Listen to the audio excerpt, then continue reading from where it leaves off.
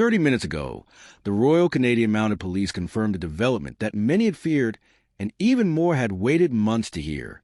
There is now a final lead in the disappearance of Lilly and Jack Sullivan. For the first time since these two children vanished into thin air of rural Nova Scotia, investigators are no longer speaking only about search grids, public tips, or missing person alerts. Their language has fundamentally changed. Their tone has shifted from one of desperate hope to one of calculated forensic pursuit. Behind closed doors, the focus is narrowed to something far more serious than a tragic accident. This is no longer being treated as a case of two children who simply wandered away from their home. According to high-level RCMP sources, this disappearance is now being handled as a deliberate act, supported by a mountain of physical, digital, and forensic evidence that has been quietly building for months. The center of this harrowing new development begins with one small, innocent object, a pink blanket. It was a blanket that should have never left home. When Lilly Sullivan disappeared, she left behind almost everything that defined her world. Her shoes were still there. Her favorite toys and her clothes remained in the house. But one specific item was missing, a pink blanket she was known to carry with her everywhere. At the start of the investigation, this didn't seem particularly important. Children lose blankets all the time. They drop them in the yard, forget them at a friend's house, or leave them behind during play.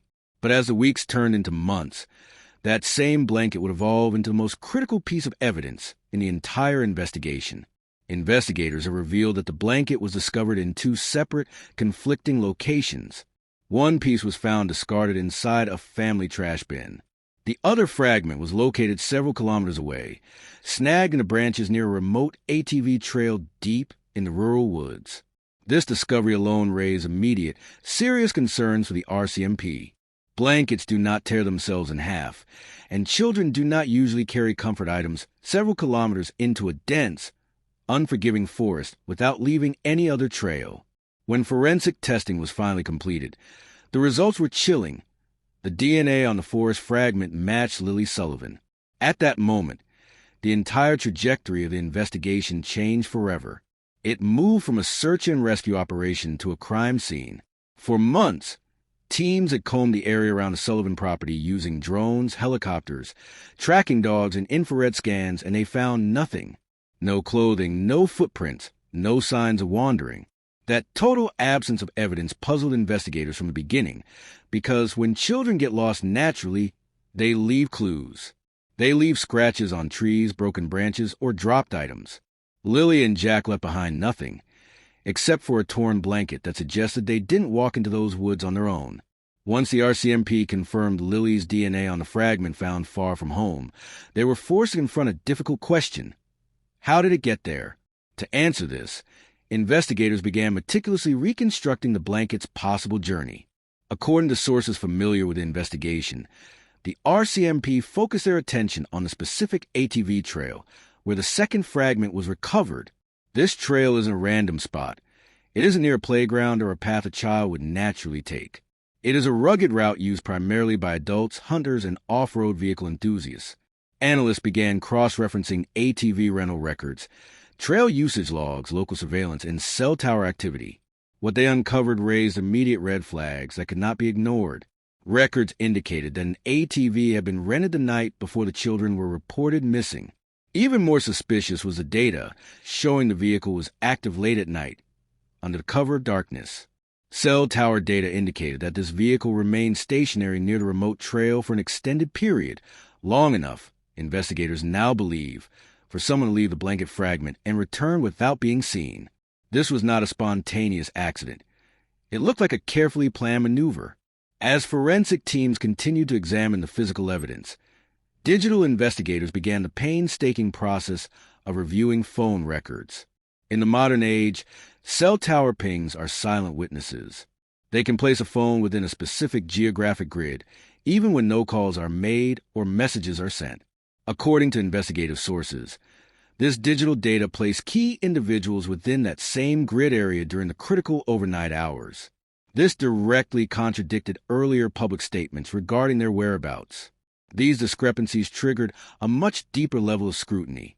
The RCMP began requesting cloud backups, deleted files, app data and location histories. What they uncovered was deeply troubling. They found that in the digital world, deleted does not mean gone. With proper legal authorization, cybercrime units access encrypted storage linked to the investigation. They reportedly found deleted voice recordings. These were not casual conversations or accidental recordings. Instead, they found multiple takes of the same phrases. Audio experts who reviewed these files described the speech as controlled, measured, and emotionally restrained. It was the opposite of spontaneous speech.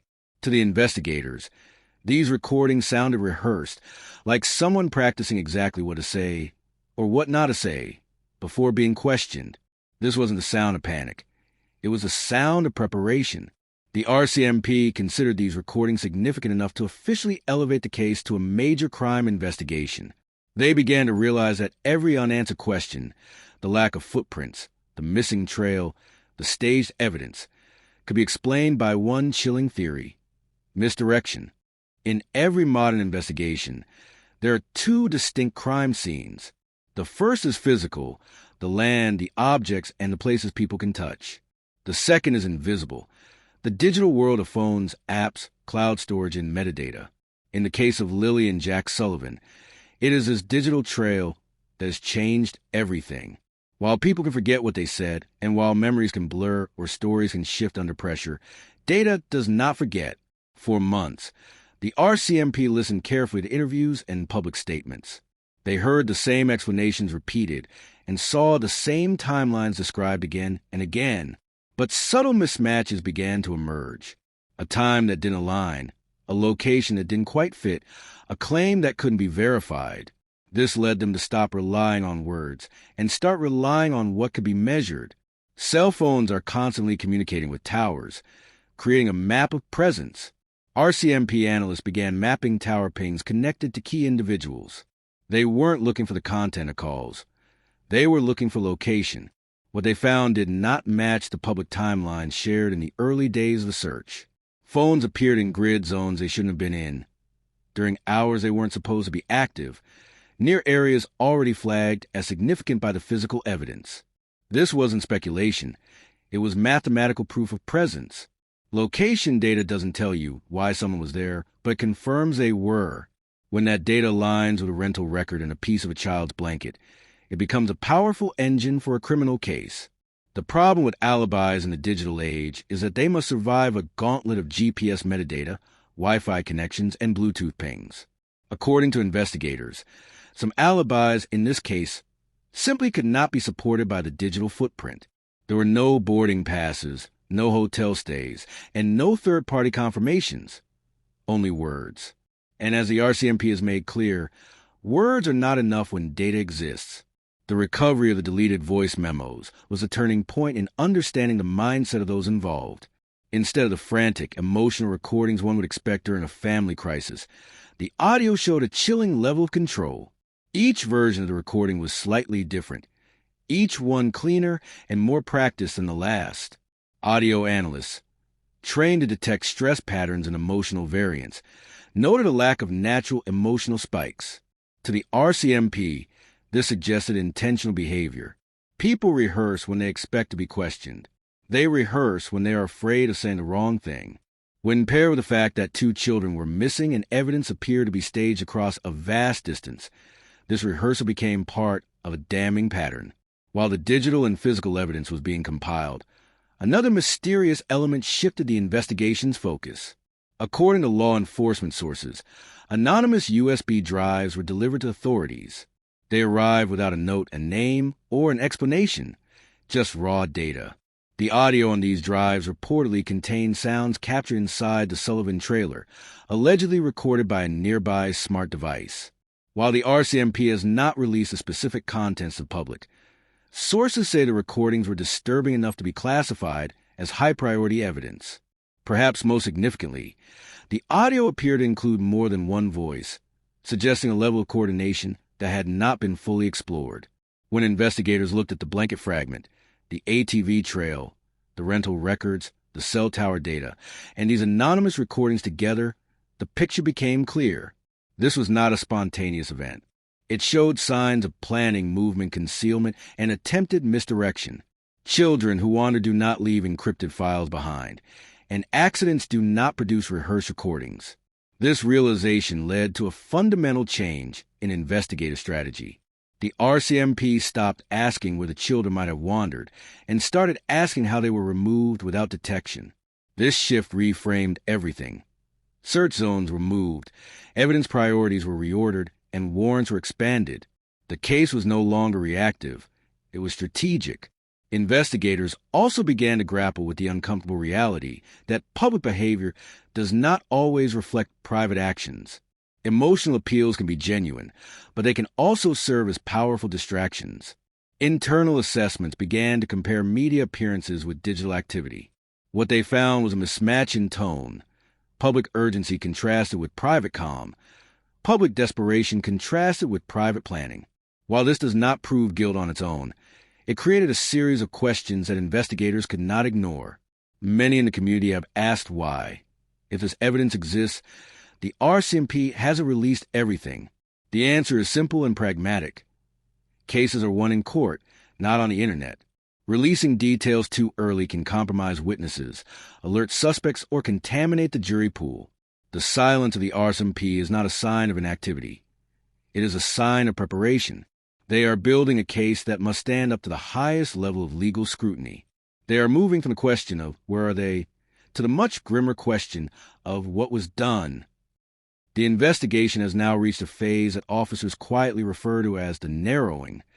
This is a delicate moment when possibilities shrink, timelines lock into place, and the evidence begins to point in a single, unavoidable direction.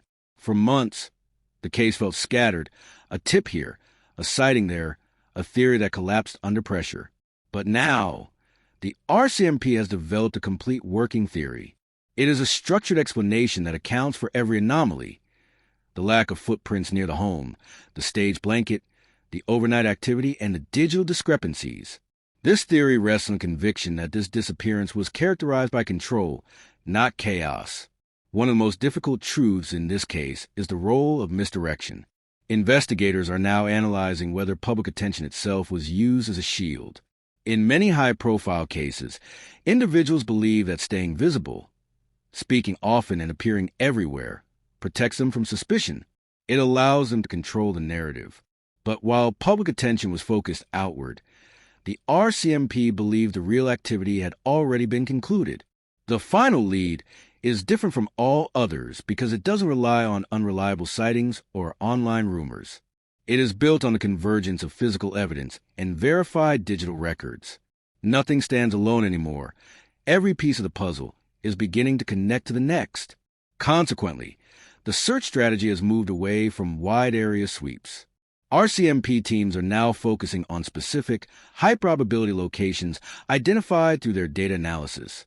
This includes revisiting water sources, scanning drainage areas, and checking abandoned structures along the routes connected to the vehicles in question. They are using advanced technology like ground-penetrating radar, enhanced sonar, and high-resolution drone imaging. These tools are being deployed because investigators now believe they're looking for something that was intentionally hidden, not something that was lost. Even as time passes, the urgency remains. Evidence in the wild degrades, and land changes with the seasons. Every hour spent in this narrowing phase is a race against the clock to ensure that justice can be served. The RCMP has emphasized that while they understand the community's frustration with the lack of public updates, bringing accountability requires absolute precision. They are no longer searching randomly. They are following a roadmap created by the evidence itself. The Sullivan case has left deep, unhealed wounds in Pictou County. Volunteers spent weeks in freezing weather searching dense woods, and strangers across the country followed every update with bated breath. For a long time, there was only silence and a lack of answers. Now, while there is significant movement, the ultimate answer remains elusive. The RCMP has acknowledged the grief and frustration of the public, but they have urged continued patience. They are entering a phase of expanded forensic searches and targeted warrants. They are re-examining every past statement and coordinating efforts across provincial lines. They are operating under the assumption that someone believed they could execute a plan so quietly that no one would ever connect the dots. But the dots are connecting. The pink blanket that once brought comfort to a child has become the thread pulling the truth into the open. Despite the digital trails and the rehearsed recordings, one question remains above all others. Where are Lilly and Jack? Every step the investigators take now is focused on that singular goal. Evidence is necessary for a trial, but closure is necessary for a community. The data suggests movement, and the timeline suggests urgency. But until the children are found, the story remains incomplete. However, the feeling surrounding the case has changed. Investigators feel that for the first time, the noise is quieted and the focus is sharp. This isn't the end of the journey, but it is the beginning of its resolution. The RCMP has issued a final, clear message to the public. If you have any information, no matter how small or seemingly insignificant, now is the time to speak. A vehicle seen late at night on a back road, an ATV on a trail where it didn't belong, a conversation that felt off, or a detail dismissed months ago as unimportant. Any of these could be the final piece of the puzzle. Investigations of this magnitude often break open not because of a single massive revelation, but because of one small truth that someone finally found the courage to share. This case is no longer about theories or online arguments. It is about two children who disappeared and a truth that refused to stay buried. The final lead didn't appear overnight. It emerged through the patient assembly of evidence that waited to be understood. As investigators move closer than ever before, the search for Lilly and Jack Sullivan is no longer a wandering path. It is focused, it is deliberate, and it is moving toward the light.